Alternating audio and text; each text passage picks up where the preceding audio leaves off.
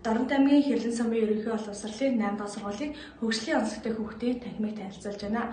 2023-аас 2024 оны хичээлийн жил сургуулийн захирал болон сургуулийн дэмжлэгийн багтай хамтран байгуулсан.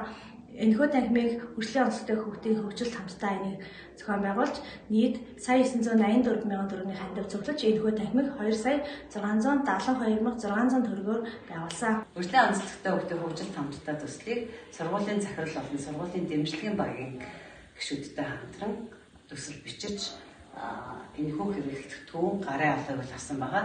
За энэ төслийг болохоор олон улсын байгууллага болон боловсролын яамд ингэж хандаж бичсэн байгаа.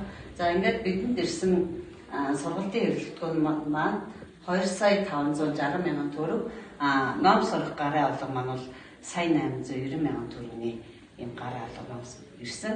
Эдгээр сургалтын хэрэглэгдэхүүн гарын алгатай болсноор багш хүүхдтэй хэрхэн ажиллах арга барилтай болж хөгжлийн онцлогтой хүүхдүүд манууд энэ хэрэглэгдэхүүнээрээ дамжуулан хөгжих танин мэдхүүнүүд өгчих боломжтой. Ийм сайхан төсөл бичсэнээрээ бид бахархаж байна.